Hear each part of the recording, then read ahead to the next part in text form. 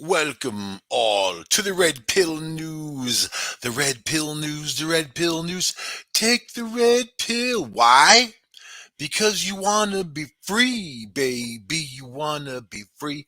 You are not, if you listen to this show, you are not the sheeple. You are the leader of your own life, the controller of your own destiny. You're somebody who understands what true freedom means and not the crap they try to sell you governmentally or in the media or what they think their version, right? Their version of freedom. You know what? I will quote the Buddha. I will quote, yes, I will. I will quote the Buddha, kind of, sort of. Basically, we all live our own lives, and the things that we do, the things that we choose, and everything is our own lives. Our interpretation of that life is our own. So if I hand you a Bible, any Bible, a Christian Bible, right, or any kind of religious document, the interpretation of that document is your own. Your perception is your own. The very fact that you would have some kind of person come in, reverend, preacher types or whatever, to try to interpret that document and preach it unto you shows you that it's more of a sales pitch than an individual enlightenment experience. So be the Buddha.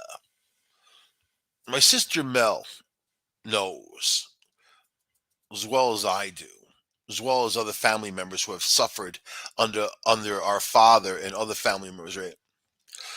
In the middle of chaos, you yourself must be the Buddha sitting in front of that fig tree with all this chaos going on. And he just kind of sitting there smiling. All this chaos, all these demons are offering him stuff. All this stuff is happening. It's just swirling around, man. And he is just being straight up content because he had found that inner peace. And if you can find inner peace in chaos, you can survive this world. It is a cold and cruel world.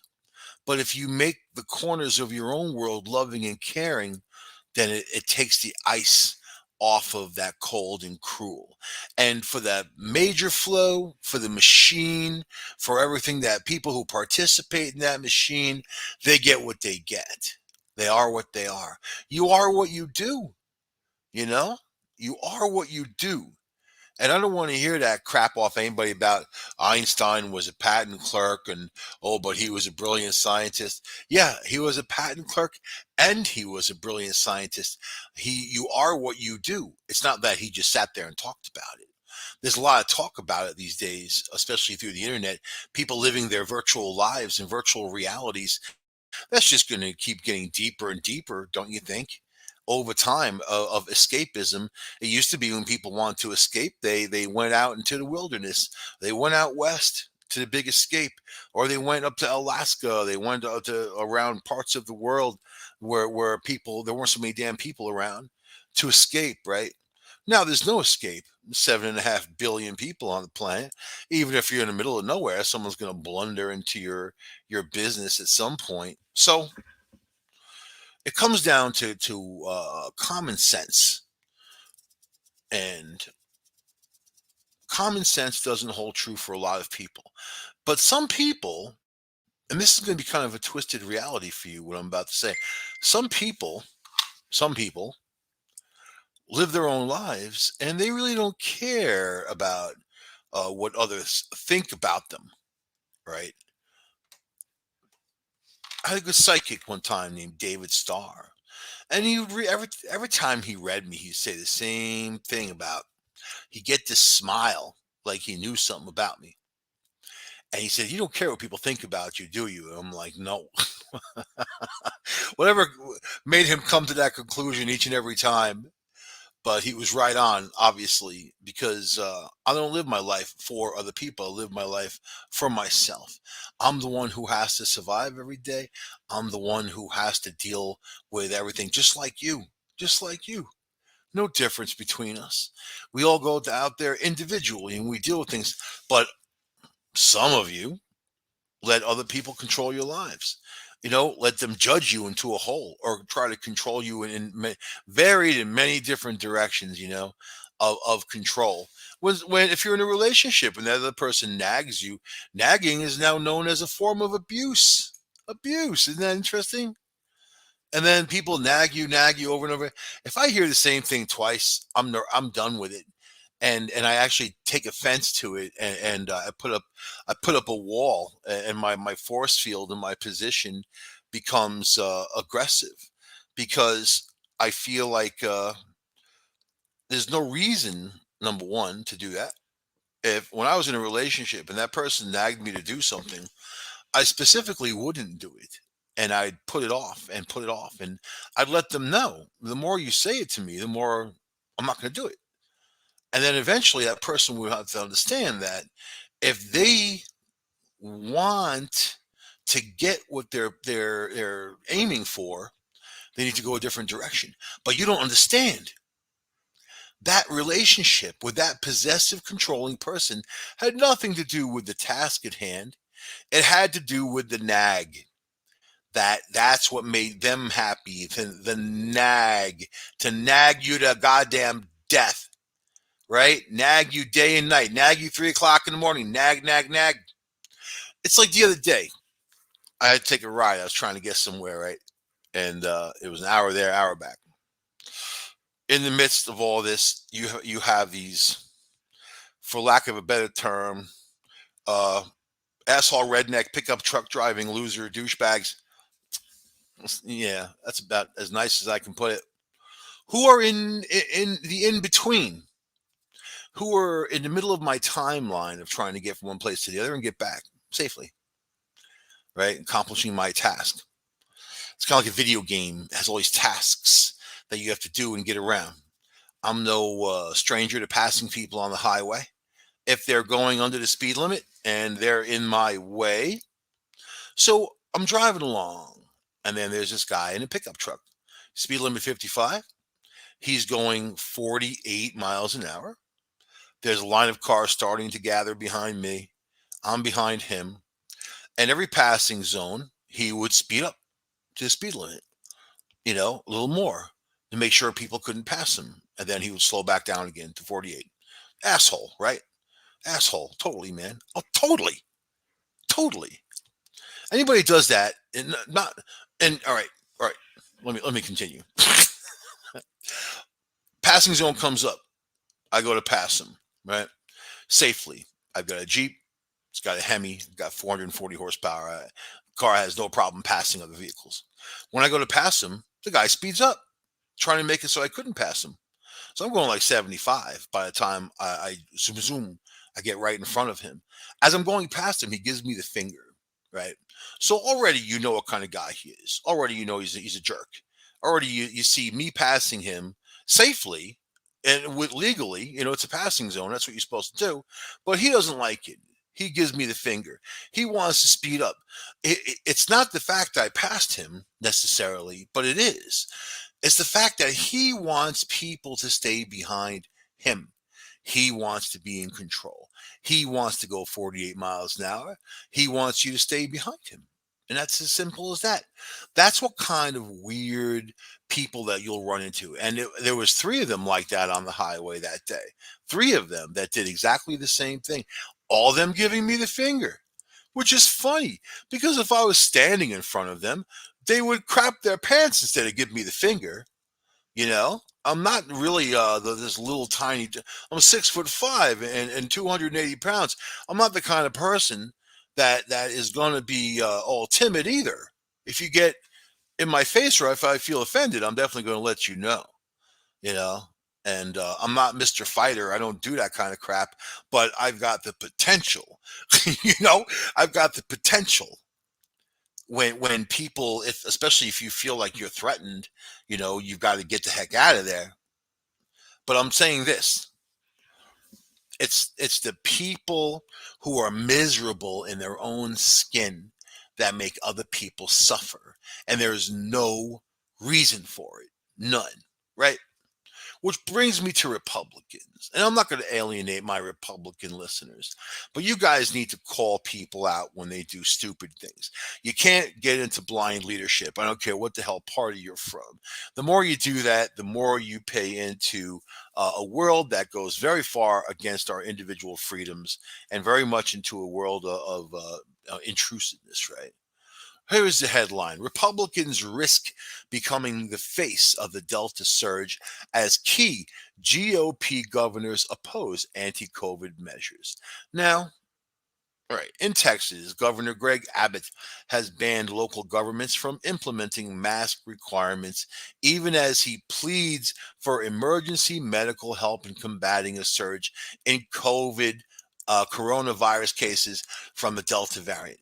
In South Dakota, Governor Kristi Noem welcomed hundreds of thousands of revelers to the Sturgis motorcycle rally that last year bore characteristics of a super spreader event for the virus. And in Florida, Governor Ron DeSantis is waging war on school districts seeking to defy his executive order prohibiting mask mandates for the students while the state sees its rates of hospitalization from COVID surge past the worst levels of 2020. Agreed, this COVID surge, what they say, the Delta variant, and what's happening now is much worse than last year, right? The death, not as much. Destroying people's organs, much, much more. Let me say this: the Lambda variant, which is vaccine resistant so far, is what they say. Not only vaccine resistant, it shuts down your immune system, basically. The Lambda variant, which CDC said it will never be the dominant variant in the United States of America. They said this about Delta a few months ago, 2.5 months ago, right? Exactly the same thing, and I mocked them when they said that, and I'm mocking them now. That 1% will move all the way up. Well, that 1% will increase week by week, and as people get the Lambda variant, which is way more deadly. It originated in South Africa. That was a deadly variant you knew in South Africa. It migrated its way through illegal immigration, people believe, into Central America and all South America. Went into Peru, killed lots of people. Brazil killed lots of people. Chile killing lots of people, right? All over. And of course, now, as of yesterday, there was 917 known cases in the U.S. of Lambda, right? Just to say that. These governors are funny. Don't wear the mask. Don't social distance. Don't stay away from one another. Go to the concerts. Go to the events. Gather together in large groups. But oh my God, there's a crisis. We need money from the federal government. Oh my God, there's a crisis. Where our hospitals are overloading. Oh my God, there's a crisis. That's like running around burning down your town and say, but we need help with these fires. But don't put the fires out, right? Don't stop people from setting the fires, more likely. Don't stop them from setting the fires, but we need help with these fires. That's the deal, man. These people have taken a political stance against a virus that is non-political, which has got to be the dumbest human thing I've seen. Maybe not the dumbest, but damn stupid. Up there somewhere. I would have to put a chart of dumb together and kind of look at that. But these are the people who are part of the problem, not part of the solution. I was looking at videos of the Sturgis thing, and not because I like it, not because I don't like the smell of exhaust. I don't like loud sounds anymore. I don't like there's a lot of stuff I don't like. I don't like that kind of crowd. I hate to say, I have friends even who are bikers, but they're different. They're these are like regular old people. These aren't really the ones who are going to be walking around drunk with what's going on, causing trouble for the police and everything else and whatever. There's a time that you grow out of that stuff, and these guys have not. And these are just old whatever. I don't know. I don't have anything nice to say about this. Obviously, it it's a thing. I don't know. I've seen the Americade up in Lake George, 50,000 bikers, right? Much smaller event. They go there with their motorcycles and whatever. It's obnoxious in a way that These motorcyclers have no respect for anybody else on the road. There's days that I'm driving back and forth, and these young guys are on, these cafe racer type of bikes, and then double yellow line or whatever. They don't care. They pass you. They don't care. They almost get hit by a car. They don't care what they're doing. They're not just endangering themselves. They're endangering other people. There's a time and a place to go fast. Go ahead. You want to do? Say, I did it myself. Whatever, man. I have no problem. Cruising down the road, but I don't endanger anybody. Is when I do it. And we've gotten to a world of such selfishness, and also, uh, not just that, but people who are judgmental in a way where they'll mock you for wearing a mask, right? It was the people that got mocked for not, and then they pull out a gun and shoot you. There's a lot of that going on. The ones who are wearing the masks are now being attacked and mocked. There's stores that I go into where I am locally. I'm the only one in the store wearing a mask. And let me tell you, man, if that mask gives me another 20% coverage or 30% coverage, so I don't get the Delta variant or any other crap, I'm happy with that. I run into a store, I run out of a store. I'm not willing to take it off at this point, because I've seen what happens when people do. So that's the deal. Is that you have these political bodies that are against one another. So the three Republican governors, all frequently mentioned as potential presidential candidates, right, are all at the vanguard of GOP resistance to public health mandates aimed at stemming the tide of the Delta variant. Now, these mandates aren't to take your freedom away. It's actually to give you freedom to keep you alive for you, yourself, and your family, right? So, all right, which has caused a new spike in coronavirus cases as the country attempts to reopen schools, restaurants, and other businesses. The whole plan to reopen as the Delta variant is raging, and then they had events. I mean, up by Ithaca and Watkins Glen, they had the NASCAR thing, 120,000 people showing up, all hanging out together, no masks and whatever. That was a week and a half ago. Now they're all getting sick, right? Same thing for Cape Cod. You had that huge area, man, or a province town. Boom, you have all these guys out in the sun, ha ha, hanging out together. Yeah, now they're sick. A lot of them are vaccinated. It turns out that some of the vaccines aren't so powerful and aren't so true. Look at the Pfizer that they're putting at 33% protection, and then the Moderna holding at 72 to 95, Johnson 55 to 65, depending on who you ask. But yet they're not perfect. The mask isn't perfect. Nothing's perfect. You know what perfect is? Staying away from people, social distancing, washing your hands, try not to use the sanitizer. Use it when you have to, but if you have the option for hot soap and water, that's the best right there. Right there. So, but these politicians, it's something different. They should be concerned about saving people's lives, not the political statement behind it, you know? So, here we go. They're making a political bet on the lives of the people they serve, right? Said the former Republican National Committee Chairman, Michael Steele, who has been sharply critical of former President Donald Trump and has formed an exploratory committee for a potential 2022 Maryland gubernatorial bid. The party leadership has gone so far out on the limb that they stand with a saw in their hand and they're sawing it off. That's what they're doing, right? Death Santos spokesperson Christina Pushaw defended the governor's action, calling him pro-vaccine but anti-mandate. Protecting individual rights is the cornerstone of conservatism, Pushaw said in a statement. If a business, or this is from Florida, I gotta say, protect individual rights is the cornerstone of conservatism, Pushaw said. If a business or any level of government is infringing upon individual rights, then it is indeed conservative for a leader to step in and ensure individual rights are protected. You got the right to die. God damn it. And once you're dead, you vote Democrat, right? Isn't that how it works? In recent days, even if you're Republican, how many Republicans died and then voted Democrat after? Lots. In recent days, however, other Republicans, such as Senator Bill Cassidy from Louisiana and pollster Frank Luntz, have urged their party governors to let schools and localities decide for themselves whether to mandate face masks or vaccines. Whenever politicians mess with public health, it usually doesn't work out well for the public health. And ultimately, it doesn't work out well for the politician. All right, so I'm going to end that there because we know these guys.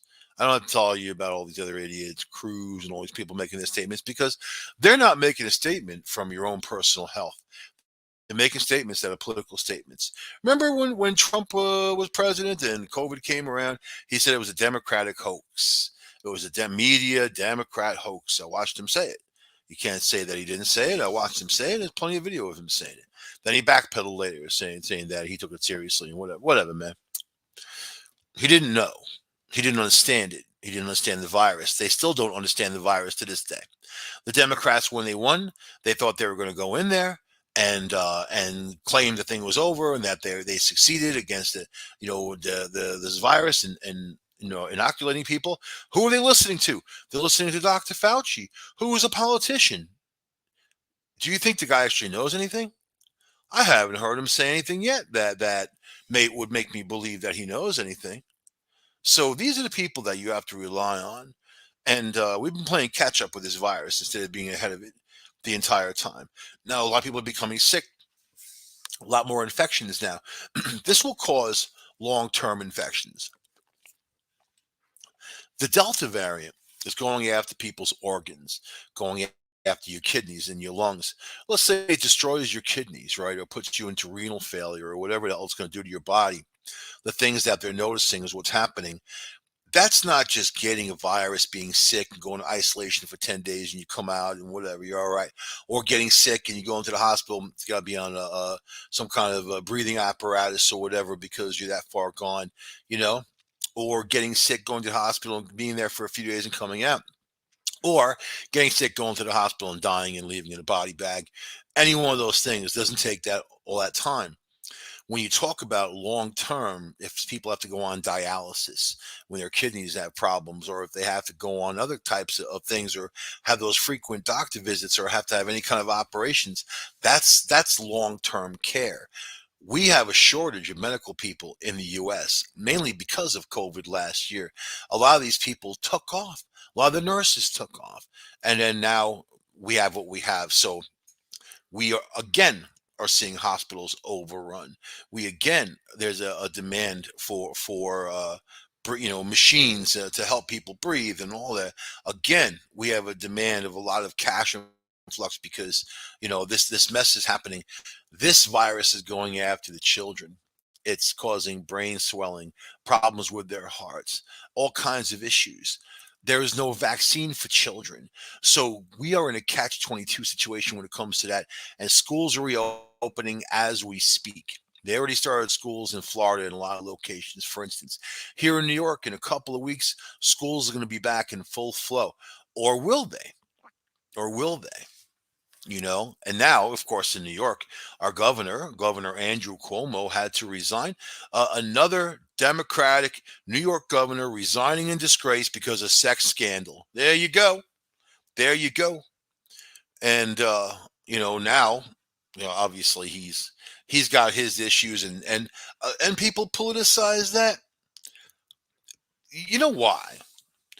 If you overuse a word like racism or sexism or any of that stuff, you run the risk of making that word useless, or definitely an eye roll in people if you say it. So with this Me Too movement, more than half of it, 80% of it, were just people making up stories or people putting stuff out there. There were Hollywood women that felt compelled to tell some kind of story of abuse because they're taught that they're all victims when they're born in the United States of America. If you're female, you're a victim automatically, is what they say, right? This is what they say. Is it true? No. I mean, were things unfair for women for a long time? Yeah. Are they the same way then? No. because things have changed. But now things have changed for the worst. Now in office places, if there's ever going to be another office place again with these viruses, men who run these places are afraid to hire women because it's so easy to say something to somebody and have them misconstrue what you say and twist your words and hold that against you. So easy. There's a lot of young guys I talk to out there, fans of the show. When people contact me, they're afraid to approach the girls that they know to date them and ask them out. They're afraid, especially guys in college. They don't want to ruin their college career by saying, oh, we both got drunk and had sex, but she woke up and decided she didn't want, and then bang, these guys up for rape. Happens all the time, all the time. So things have changed, not for the best. When people think that you know uh, they made a difference when it comes to racism or cop killings or any of that stuff, what difference did they make? Where we were burned down a couple police stations, right? Democrats didn't make a big deal about that. They're making a big deal about that stuff that went on in the Capitol building, right? With the Trump people going running amok, right? Made a big deal to having hearings on that and all kinds of stuff going on with that. But not about burning down police stations or neighborhoods or destroying people's stores that they shop in their everyday life and all of those communities that it happened. That was encouraged. It was politically encouraged, is what happened. And people were used against one another. The people that encouraged it, they didn't have their house burned down. They didn't have their business wasn't burned down. Their little cafe they like to go to, that wasn't burned down. Their police station wasn't burned down. So all these communities that decided to defund the police now have spikes in crime that are incredible. The community people in the community are calling for what? More police. They want more police, not less. And this is the problem, man. You don't defund the police to fix the problem with the police. You add more training. You have to get more whistleblowers in there. So when they know that a police officer has the propensity to commit violence against innocent people, you get rid of them. You don't keep them on the force, right? But whatever. How's this? This guy's becoming my new hero. And I say that mockingly, but I don't know. Maybe it's true. A video clip shows Hunter Biden naked while recounting how he was passed out in a pool when a computer was recording him engaging in crazy sex acts and it was stolen. So, one, he's got some supercomputer that sits there and records him. Crazy. And I don't know what in his mind crazy sex act. Crazy sex acts in my mind is really out there. I mean, beyond Captain Kirk boinking everything in space out there. Out there. Warp drive out there.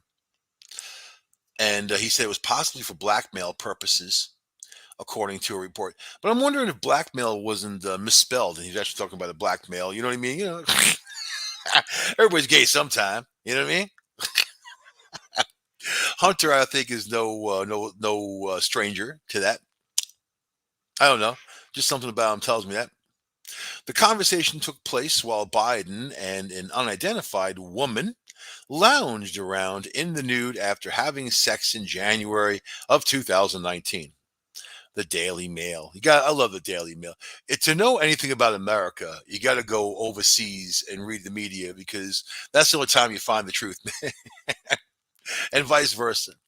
They have videos of me doing this. They have videos of me doing like effing crazy bleep sex bleep.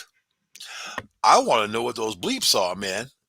You know, my curiosity wants to know what the bleep goes on. Biden said, according to a 3-minute, 40-second video clip posted online. So who recorded it? Who posted it online? Who did that, right? But how long ago did this happen? You said before. Bleep. The woman asked. See, so she's the one recording it, obviously, because she's laying there naked. She's recording this guy to put it out there to make a buck. Talk about women, you know, enticing the guy with some nudity, and then that's exactly the kind of people that I can't stand being around, man. The ones who just right there to your face, right there to your face.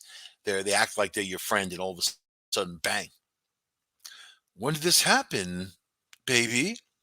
Last summer, Biden answered. Earlier, Biden said that the theft took place while he was in the bleep pool, face down. I guess he's Aquaman. He was having some pool sex, face down. And the people he was with couldn't call an ambulance, according to the newly surfaced video. He's probably cracked out and cracked down. Ooh, is this the woman? Ew. Look at the tattoos on the back. What's up with people with these writings that they do on themselves? It's like people used to write on themselves with a pen in school, like write stupid things. He's got some weird thing too. Looks like Godzilla on his back. She looks all pale. He looks like he just plucked her out of the ocean after being there for 6 months. And you know what? She has got these little, the ankle socks. Being naked wearing ankle socks is the most bleeping unsexy bleeping thing I can even imagine. Even worse is people who wear socks and sandals. Really, you're disgusting. So this is one that they said that he may have abandoned at a Delaware repair shop, and another that federal agents reportedly seized from the Massachusetts office of former celebrity psychiatrist Keith Abloh. The Post was not able to independently verify the video clip posted by the Daily Mail. And it looks like him. And his girl, ugh. Biden said he suspected the crook who stole his computer was one of the three guys that were like a little like his group. There you go. Your buddies, man. The dealer and his two guys, like I took them everywhere. The dealer, he said. Throughout. So yeah, of course, Hunter, they're not your friends. You've got no friends. When you're a drug addict, you have no friends. I will say that. You have your dealer, you've got the people you do drugs with, and they are not your friends. They're just messed up people, and you're all clinging together like crappy negative particles, just clinging together, man. Throughout the recording, Biden, who has acknowledged repeated struggles with drug and alcohol addictions, sounds agitated, and much of what he said is inaudible. At one point, the woman suggested that if the thief had the videos, they would have been out already. No, no, no, because inaudible by running for president, Biden said. No, no, no. My daddy's running for president. Biden's father, Joe Biden, launched his successful 2020 bid for the White House in April of 2019. The woman asked Hunter Biden if the laptop thief was trying to blackmail him. He said, "No, I make like a gazillion dollars," he said, sounding confused. A gazillion dollars, which is nothing. He makes nothing. I believe that he's selling his art for tens of thousands of bucks, and he's a horrible artist only because he's who he is. That's why he's my hero, because he's like the slacker from hell, man. He's he's the guy. And talk about that Generation X slacker from hell. Hold that true. Fly that Generation X flag. God damn it. You're a loser and you're proud of it. I'm not calling Generation X people. I'm a Generation Xer. You know what I mean? I've got the potential to be a loser, but this dude has a gazillion dollars. It doesn't matter, But obviously, he's out of control. And all right, the same guy, like had a baby with a stripper and all that other stuff, and that big paternity suit while he was married, of course. And all. So he's that kind of guy. He's that kind of guy. Right? The ensuing exchange is largely inaudible and includes Biden saying both "no way" and in some way, yeah. that's his. That's his. That's his yes and no. No way.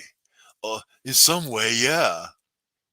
Biden also appeared to suggest that he might get a percentage of whatever the thief earned by anonymously selling the videos to a celebrity gossip website. So the thief, which isn't really known, but he suspects who, he is thinking he's going to go to some sex site and sell the vids and then give a chunk of the profits back to Biden.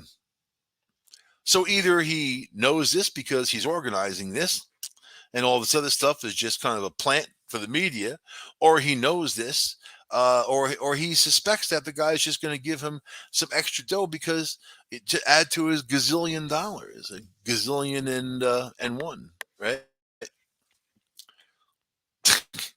The Daily Mail said the clip it posted online is contained on a hard drive copied from the MacBook Pro left at the Delaware repair shop in April of 2019. Last year, the Post was the first to report on the laptop's contents, which include the New York Post, of course, which include emails detailing Biden's former overseas business dealing, lurid personal photos, a 12-minute video that appears to show him smoking crack while engaged in a sex act with an unidentified woman. Biden is pursuing a new career as a self taught artist and plans to ask as much as $500,000 each for his abstract expressionist paintings during an upcoming solo exhibit at Manhattan George Burgess Gallery. You know what the bitch of it is? You could be a brilliant artist and you're not going to be at the George Burgess Gallery, and you're working your crap job for your crap money and having to deal with crap every day, and here's this loser with a gazillion dollars and he's going to make 500 grand, half a million, you know, for his money laundering campaign for his pictures, right? Yeah. But you shouldn't compare yourself to people. So yeah, yeah. Is that why he's my hero? He's not my hero. He's just part of the demon that's out there, you know? Demons. So whatever. I like this though. You know I like this because people are fighting back. American Airlines staff duct tape 11-year-old boy at a seat in viral video. So you hear that. You hear that 11-year-old boy and they duct tape him. Oh my God, it's child abuse and oh, like someone just shoved an icicle up your kazoo. Oh, right. But there's a reason for everything, isn't there? So this is the latest incident of airline staff using duct tape to curb an out of control passenger. Yeah, they are getting very duct tapey up there in the skies, man. An 11-year-old child, sweet little boy, little 11-year-old child, flying American Airlines reportedly became so unruly during the flight that he had to be duct taped to his seat. The flight from Maui to Los Angeles was diverted to Honolulu on Tuesday afternoon after the boy got into a physical altercation with his mother and allegedly tried to kick out a window of the airplane. Number one, any boy that gets into a physical altercation with his mother, if he's the one doing it and he's the one hurting the mom, one, she's a terrible mother and she doesn't know what she's doing. He's got a terrible father. He doesn't know what he's doing. And this kid is messed up. He's going to be messed up for life. He's going to be hurting his mom. He's going to be hurting every woman in his life. So if you don't stop that, and we used to be in a self-corrected society. We used to be in a society that if you did something wrong, you were going to taste some pain from somebody. If you were a bunch of stupid boys in your town going out there doing dumb stuff, other older guys will come up to you and smack you in the head, grab you by your hair and toss you around and say, "What are you doing now, you stupid idiot?" And guess what? You didn't do it anymore. It wasn't something you did. You were, "Oh, this guy hurt me. Oh, we're going to get a lawyer and the police, and we're going to go after him. We're going to the media over this, man." That's what goes on now. That you're not allowed to spank a child. You're not allowed to discipline the child anyway. You're not allowed, whether you're the parent or whether you're somebody else, you're not allowed to do it because this society wants to create generations of people who are you know what? Overprivileged, number one. But number two, they don't care about justice. They have no fear of the police. They have no fear of prosecution. Nothing. Nothing. They think they can do whatever they want to do until they get into the thick of it and they realize they can't do that. And I'm just going to say that, right? So, according to witnesses, the trial became disruptive about an hour into the flight. They wrote fight. I love that. And several passengers ultimately helped staff member to duct tape him to the seat. That must have been a real victory feeling for people. Let's duct tape this little bastard to the seat. A video obtained by CBS Los Angeles appears to show the child being restrained. According to the report, no one was injured during the incident. This disruption forced the flight to be diverted to Hawaii's capital, Honolulu. Once landed, the boy was taken into police custody, according to the report. The airline confirmed in an email statement that the incident involved an 11-year-old minor, despite reports he was a teenager, and then that he was a child and he was restrained with cuffs. Flexi cuff. Why don't they just get some flight attendants that are like 300 pounds? Put some like some of them up there. you know, you know what I mean? And they just sit on them during the flight. I mean, that's like, you know what? If you don't want to see, restraints is a weird thing. You know, like bail enforcement agents, bounty hunters in most states are not allowed to use restraints. And if they do, they're breaking the law because it's a basic form of imprisonment. But a fat woman sitting on you or a fat guy sitting on you is a whole different thing, man.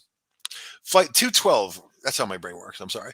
Flight 212 from Kaiuho, Hawaii Airport in Maui to LAX diverted. Yeah. We know all that. I'll read that again. Anyway, the rep noted that there was no arrest made and the family involved was provided hotel accommodations last night. This is where they provided a roll of duct tape too. They duct taped the kid to the bed at the hotel.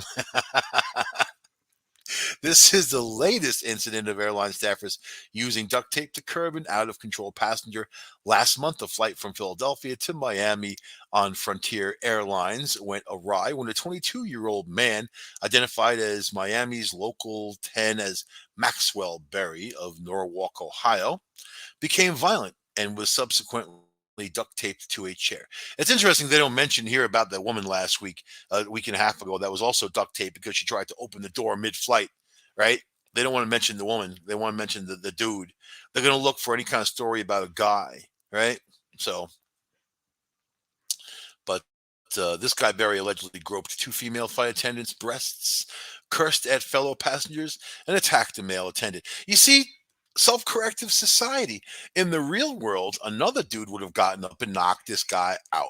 You just got knocked the f out at 35,000 feet. How does the pilot handle it?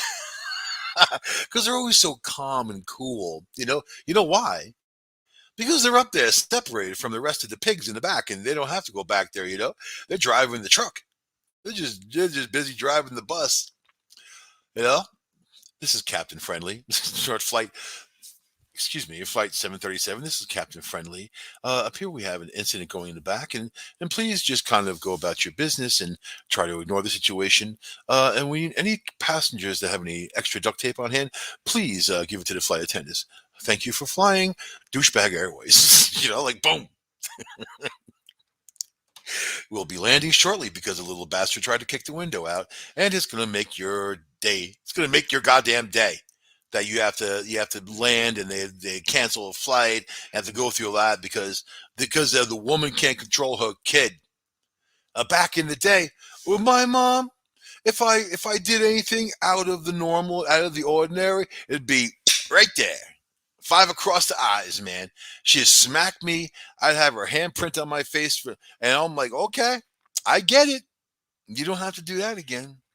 I understand, But when there isn't any discipline, and all these people say, well, you're not supposed to use physical discipline. Yeah, but guess what? It worked. It works. And now look at people today. Why do you think they burn down police stations? How do you think that happens? Or politicians that allow people, not only allow them, but really get them so angry and riled up that they go out there and they cause destruction of their hometown for some political statement. Yet the reason why they went out there initially, not the ones who steal, of course, because they have their own reasons. The reason why protesters go out there is to effect a change. No change had happened. Nothing. Nothing. So think about that. So yeah, I don't know. We don't have enough time for another one of these, but I like there's another one. Maskless California man bullies the wrong Korean uncle at the H Mart. It's cool because the guy didn't have a mask on, and everybody there made him kind of leave. They all made him leave, you know. But there's that going on in our society. I mean, you guys out there, you have to make your own decisions on what's going to be best for you and your own health. That's the most important thing. So it really comes down to what side of the river you stand on, you know. But you don't want to die and you don't want 30-40% lung reduction for the rest of your life from this delta. You don't want kidney failure, you don't want liver failure, you don't want heart failure, you don't want brain swelling, you don't want that for your children. And for the older people, when older people get sick, people say, yeah, they're older, they're sick and whatever, man. Something happens to them. But when the children start developing all these things and you have a generation that could have multiple problems because of that, I don't know. And then the vaccine, you don't even know what it would do to kids. They're already saying it's okay to give the vaccine to pregnant women. I don't know how you figure that out, and how it's going to affect the fetus. They have no idea. So there's a lot of dark territory that's unknown and a lot of answers that have to be answered. The one thing that we really know, basically, that if you have the vaccine and you get this variant, that most likely you will not die and have these heavy duty healthcare problems. So let's keep that in mind as we go forward in all this. And you know what, I'm here for you guys no matter how bad things get out there. I actually have terrible visions of what's going to happen, and I fear the worst, and I can't shake it. And it's just is what it is. It's something that chance favors the prepared mind. So go out, buy your toilet paper, go out and be ready, man. Because when I mean, they shut everything down last year for the original COVID. This one is more infectious, more dangerous for a lot of different reasons. And as this one comes through and destroys people's immune system, Mayo Clinic thinks everyone's going to get this, that you're not going to be able to avoid the Delta variant. You're going to get it in some form or another. It's going to lower that immune system. And then you have another one like Lambda, which is at 1% of all infections now in the U.S. And next week, it'll be 4%. The week after, it'll be 10%. The week after, it'll be 15%. And as time goes on, by the time we hit mid-November, I'm figuring it's going to be the dominant variant, maybe even in mid-October, the dominant variant in the U.S., and more deadly. And then you're not going to be able to fight it off because your immune systems will be compromised by this one. Protect yourselves. Don't be foolish. Don't listen to the media. Don't even listen to me. Talk to your healthcare provider and get the real answers on what's going to do for you, because we're all individuals. I got one of the shots and I get my other one in another week and a half, of the Moderna. I chose Moderna very specifically because it works against the Delta. So if you have the Moderna and it works against the Delta is not going to compromise your immune system like it would if you weren't vaccinated at all. And then you have another one coming along to complete the 1-2 punch. But I've done the timeline.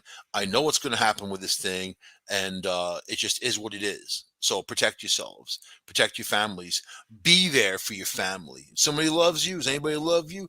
Be there for them. Get vaccinated, wear the mask, wash your hands, do your social distancing. Don't listen to other people that'll tell you that it's this, it's that, whatever. That's good for them. It's not good for you, you know. But also, no one's got the right out there to make somebody else sick, right? You got the right. You have your own personal rights. Yeah, no one has the right to make somebody else sick.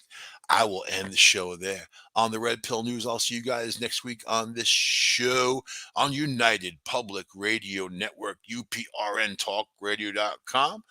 And adios to you all. Bye.